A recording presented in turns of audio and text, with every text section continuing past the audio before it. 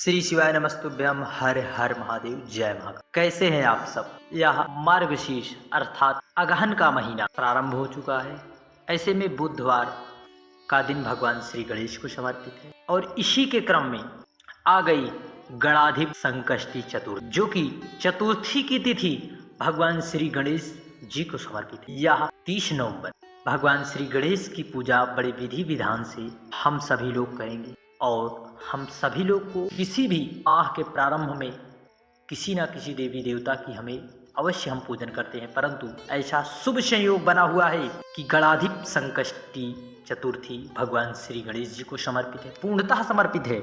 इसमें हम सभी को गेंदे के फूल और गुड़ से, अब कहोगे कैसे उपाय करना है। 11 जोड़ी और 17 जोड़ी दूर्वा से करना है, समी पत्र और सिंदूर से करना है। चल रही समस्याएं परेशानियां निश्चित है दूर होगी। यह बीमारी के लिए, रोग मुक्ति और व्यवसाय में तरक्की के गणाधिप संकष्टी चतुर्दशी तिथि, जो कि भगवान श्री गणेश को समर्पित। एक लड्डू अपने बच्चों के लिए जरूर लड्डू भगवान श्री गणेश को समर्पित करके अपने बच्चों की भविष्य के लिए, नौकरी के लिए यदि बच्चा परेशान है तो भगवान श्री गणेश की मंदिर में जाने पर आपको लड्डू समर्पित करना है। तो चलिए शुरू करते हैं। इस पूरे वीडियो में जो है 4 तरह के उपाय बताए जाएंगे, जिसमें से जो भी आपको अच्छा लगे, जो भी आपको सरल आसान लगे उसे जरूर करना, परंतु आप सभी लोग लड्डू वाला उपाय, तीसरा उपाय जरूर करना। श्री शिवाय नमस्ते। आप चैनल पर पहली बार है, चैनल को जरूर सब्सक्राइब कर कमेंट में जय श्री गणेश अवश्य लिखें। सबसे पहले आपको स्क्रीन पर दिखाने का प्रयास किया जा रहा है गेंदे का पुष्प। किसका? गेंदे का।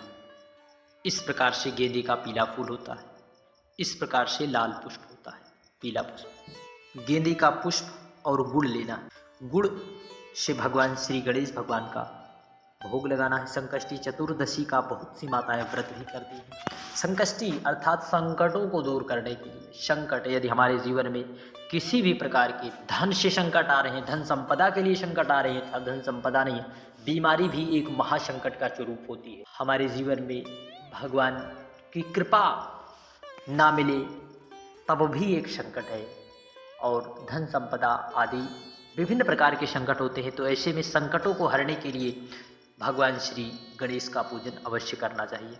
इस प्रकार से गुड़ और गेंदे का पुष्प हमें भगवान श्री गणेश के मंदिर में पहुंचकर भगवान श्री गणेश को समर्पित करना है। गेंदे का पुष्प और गुड़ का हमें अवश्य भोग लगाना है। गेंदे का पुष्प यदि जीवन में हमारी बीमारियां, बहुत जटिल जटिल सी बीमारियां हैं, जिस बीमारियों का आप इलाज कराते कराते परेशान हो गए, परंतु किसी कारणवश दवाएं ना लग रही, तो आप भगवान श्री गणेश जी को संकष्टी चतुर्थी के दिन, गणाधिप संकष्टी चतुर्दशी के दिन, संकष्टी चतुर्थी के दिन गेंदे का पुष्प समर्पित कर और गुड़ का अवश्य भोग लगा देने से हमारे घर में चल रही बीमारियां निश्चित है दूर होगी। और इसी में से एक छोटा सा उपाय है, जब आप इस पुष्प को, गेंदे के पुष्प को, इस पुष्प को समर्पित करने के बाद प्रार्थना करके भगवान गणेश से इस पुष्प को ले जाकर यदि अपने बच्चों के पढ़ाई के कमरे में यदि रख दिया जाता है, तो निश्चित है बच्चा पढ़ने में भी तीव्र गति का होगा, बुद्धि भी उसकी तीव्र कार्य करेगी। भगवान गणेश जी को बुद्धि का देवता कहा जाता है। श्री शिवाय नमस्तुभ्यम। पढ़ते हैं अगले उपाय की ओर। इस तरह से दूसरा उपाय हमारा दूर्वा, 11 दूर्वा और 17 दूर्वा के बंडल बनाना है। दोनों के बंडल, दोनों के हमें बंडल बना लेना है। दूर्वा यह भी बच्चों के लिए उपाय है। बच्चों, दूर्वा बंडल बनाकर आपके घर में यदि बच्चे आपकी सुनते ही नहीं, आप उन्हें कहते कहते थक हार जाते हैं, परंतु वह आपकी किसी भी बात को मानने के लिए तैयार नहीं है, तो आपको 11 जोड़ी और 17 जोड़ी दूर्वा को भगवान श्री गणेश के मंदिर में जाकर समर्पित कर देने से भगवान गणेश की कृपा जरूर बनती है। परंतु याद रहे कि 11 और 17 जोड़ी में आपको बंडल बनाकर भगवान श्री गणेश के मंदिर में जाकर समर्पित कर देना है, क्योंकि संकष्टी चतुर्थी का दिन है, भगवान श्री गणेश का प्रिय दिन है, संकटों को हरने वाला दिवस है। इसलिए हम सभी लोग को बड़ी ही प्रसन्नचित भाव से, निष्ठा भाव से भगवान श्री गणेश का पूजन करना चाहिए।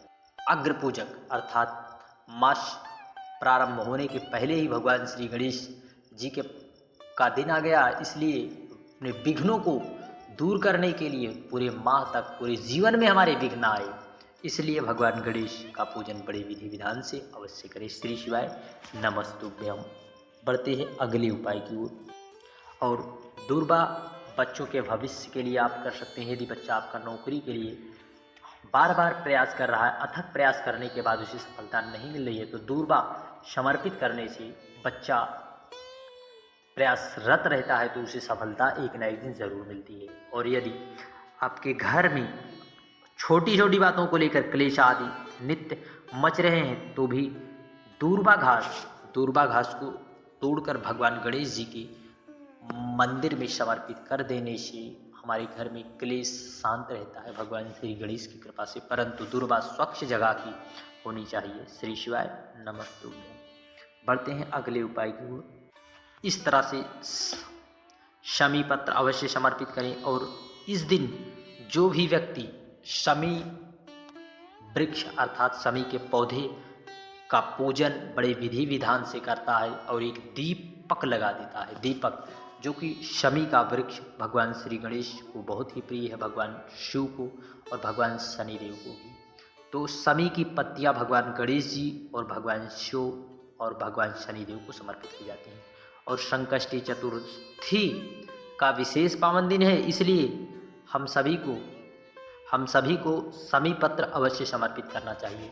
यदि बड़ी से बड़ी बीमारी है, बीमारी जाने का नाम नहीं ले रही है, तो भगवान गणेश जी मंदिर में जाकर हम सभी को शमी पत्र अवश्य समर्पित करना चाहिए, क्योंकि शमी पत्र समर्पित कर देने से हमारे जीवन में धन संपदा की सारी समस्या दूर होती है। इसलिए शमी पत्र भगवान श्री गणेश को बहुत ही प्रिय है।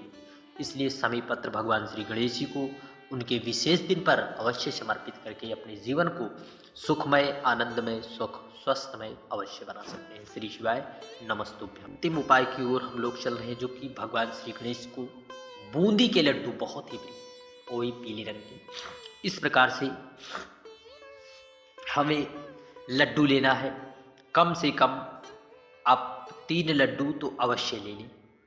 3 लड्डू भगवान श्री गणेश लेकर इस प्रकार से और दूरबा लेकर पहुंच जाए भगवान श्री गणेश जी के मंदिर।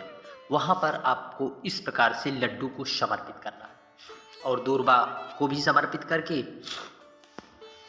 जो भी जैसे भी आप पूजन नित्य करते हैं भगवान श्री गणेश का पूजन गणाधिप चतुर्थी के दिन कर अपने जीवन को आनंदित बनाने के लिए पूजन करें। पूजन करने के बाद आप लड्डू जो समर्पित किए वहाँ से एक लड्डू वहाँ समर्पित कर दें और एक लड्डू आपको वहाँ पर जो बच्चे हों उन्हें प्रसाद स्वरूप में देना है। और एक लड्डू, तीनों लड्डू आप समर्पित किए तो एक लड्डू आपको वहाँ से उठाना है, उस लड्डू को अपने बच्चों को खिला देना है। यदि आपका बच्चा बुद्धि में तीव्र होगा, पढ़ने में भी तीव्र होगा, आपकी सारी बातें मानेगा। यदि वह नौकरी आदि क्षेत्र में प्रयासरत है और उसे सफलता नहीं मिल रही है, एक बार इस उपाय को करके देखिए, क्योंकि संकष्टी चतुर्थी का दिन है। गणाधिप संकष्टी चतुर्थी, कौन सी? गणाधिप, जो कि 30 नवंबर को है। इसलिए हम सभी को इस उपाय को जरूर करना चाहिए, वरना वर्ष के बाद ऐसा शुभ संयोग आएगा जो कि मार्गशीर्ष माह का पहला पर्व गणाधिप संकष्टी चतुर्थी है और भगवान श्री गणेश का पूजन बड़े विधि विधान से करें। श्री शिवाय नमस्तुभ्यम। हर हर महादेव, जय महादेव। वीडियो की जानकारी उपयोगी लगे चैनल को सब्सक्राइब कर कमेंट में हर हर महादेव या जय श्री गणेश भगवान